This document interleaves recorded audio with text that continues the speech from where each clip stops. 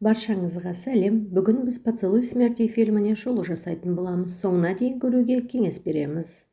Ал бастамас бұрын арнамызға тіркеліп, лайк батырмасын басып, пікір қалдыруды ұмытпаңыз. Бұл біз үшін өте маңызды. Джейми Килмартин түрмеден шыққаннан кейін жаңа өмірге қадам басып, өзінің жұбайы және кішкентай қызымен бақытты да тыныш өмір сүріп жатады. Бір күні оның үйіне есікті дүр сілтете қағып, оның туысы әрі бұрынғы серіктестерінің бірі Ронни келеді. Ол өзінің өмір мен өлімнің арасында тұрғанын, тек қана 2 сағат уақытын бөліп көмек қылса жететінін айтып жалынады. Джейми өзінің уәдесіне қарамастан қызын бала қараушыға тапсырып, Ронниге көмекке кетеді. Ронни көліктерді ұрлап сататын адамдарға жұмыс істейтін еді. Екеуі барлық ұрланған көліктер тиелген көлікке отырып, кемеге салып жіберуге алып келеді. Дегенмен дәл осы сәтте полиция олардың аттарынан келіп, көліктерді тексере бастайды. Джеймидің көлігіне жақындап келіп, есігін аша бергенде, оның қасындағы араққа сылқия тойып алған жүргізуші полицияға оқ атады.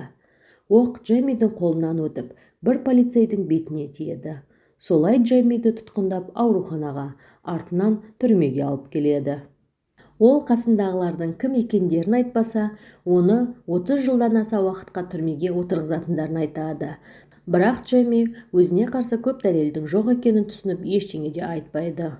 Ол түрмеде отқанда Ронни оның әйеліне келіп, апта сайын $150 ақша беріп тұратынын, және оған қосымша ақша керек болатын болса, өзінің қасына жұмысқа шығуы керек екенін айтады. Амалы жоқ Бев ақша керек болып жұмысқа шығады. Ронни оған қырындап, бастықтарының бер деген $400 тек $150 беріп жүрген еді.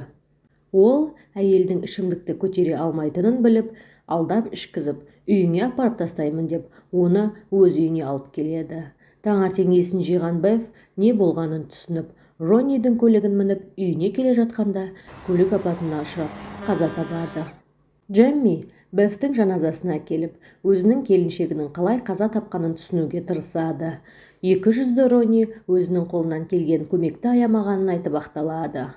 Бала қараушы Джеймиге келіншектің кешке жұмыстан кейін үйге келмегендігін айтады. Солай Джейми өзінің қатты сенген бауырының опасыздық жасағанын түсініп, детективке келіп, қылмыскерлердің атын айтатынын, қайтарымға өзінің қызымен бір рет кездестіруін сұрайды. Ол бірнеше адамның атын айтып, осы ұрлықты ұйымдастырған Ронни екенін жасырып қалады. Бұны естіген Браундар стукач болған Ронни деп ойлап, оның быт-шытын шығарып өлтіріп тастайды. Джейми қызымен кездесуге мүмкіндік алып, Бевтің анасынан өзінің қызынан айырмауын сұрап, түрмеге алып келіп тұруын өтінеді. Не керек, осылай уақыт өтіп, оның түрмеден шығатын уақыты да жетеді. Детективтер Джеймиге келіп, қалған адамдардың атын сұрайды. Джейми енді ешкімнің атын айтпайтынын айтады. Бірақ ол Браун кішкентайды өз қолымен детективтерге алып келетін болса, полицияның өзінің артынан нақты қалатындарын түсінеді. Осы күннен бастап, оның үстіне қыруар диктофондар жалғанып, бостандыққа шығады. Бірінші кезекте ол өзінің бала қараушысына үйленеді. Артынан қайтадан көлік ұрлауға кіріседі. Бұл жолы Браун кішкентайды ұстау үшін еді. Жаймендеп Браунға жақындап әңгіме айта бастайды. Алайда артық нәрсе сұрап қалып, Браун одан күдіктеніп қалады. Дегенмен де тезірек шешім қабылдап, үстіндегі сымдарды шешіп далаға лақтырып үлгереді.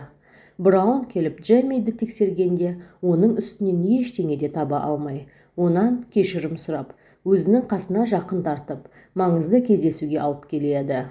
Омар деген қара нәсілді көлік сатып алушымен кездесу еді. Омар барлық көліктерді алатынын, тек қызыл түсті көліктерді алмайтынын айтады. Себебі бұл сәтсіздік алып келеді деп ойлайды. Осы көлікті Браун Джеймиге сыйға тартады. Үйіне келе жатқан ол детектив Келвинді көреді. Детектив Джеймиден диктофонда қандай жағдай болмасын алмауын сұрап кетіп қалады. Ертеңіне жұмыстан кейін Браун Джеймиді бір жерге алып кетеді. Ол Омарға барып қызыл көлік бар екенін және алғысы келу-келмеуін сұрап білуі керек еді. Джейми көліктің терезесіне барып сұрай бергенде, арғы терезеден келген Браун Омарды атып өлтіреді. Джейми сасып қалып, сен не істедің деп сұрай береді. Жолда Браун өзінің аузында металдың иісін жек көретінін айтып, Джеймиге өмір жайлы сөйлесейік, ертең кел деп шақырып кетеді. Джемми телефонмен детектив Келвинге хабарласып жатқанда, оны бандиттер ұстап алып кетеді. Олар оны полиция қызметкерлерінің кездесуінің ортасына әкеліп тастайды. Бүгін Браун атып тастаған Омар жасырын детектив екенін біліп, Браунға қарсы куәгерлік жасауға Джеммиді ұсынады. Олар Джеммиді отбасымен әр жерге көшіріп, Браунның адамдарынан барынша жасыруға тырысады.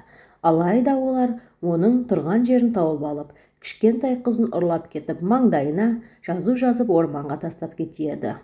Браунның адвокаты мен детективтер арасында үлкен дау туып, олардың Браунға қарсы айтып отқан жаласының бәрі қолдан жасалған деп, олардан жасырып операцияның барлық ақпараттарын судьяға беріп, растау керек екенін айтады.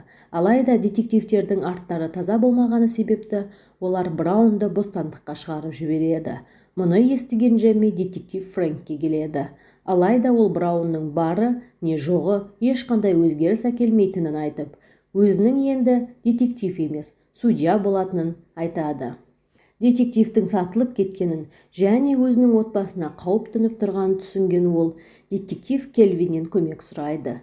Джемми Келвинге Браунның барына келуін сұрап, өзі сонда келеді. Не керек, Джемми барлығымен қырылып, жеңілуге шамалы қалғанда, Келвин келіп Браунды тұтқындап алып кетеді. Джемми артынан детектив Фрэнкке келіп, Браунның кісі өлімін мойындаған жазбасын көрсетеді. Алайда ол Джеммиді мүлдем танымайтынын айтып, өзінше болып жатқанда, Джемми оған екеуінің соңғы сөйлескен жазбасын көрсетіп, егер ол дұрыс шешім қабылдамаса, осы таспаны жаңалыққа шығаратынын айтып, қорқытып кетіп қалады. Джемми алыстан қарап тұрған Келвинге бас иіп, отбасымен басқа қалаға көшіп кетеді. Осымен біздің кино шолуымыз аяқталды. Қалай ойлайсыздар, біздің полиция қызметкерлері ішінде Фрэнк секілді адамдар қаншалықты көп? Арнаға тіркеліп, пікір қалдыруды ұмытпаңыз. Бұл біз үшін өте маңызды.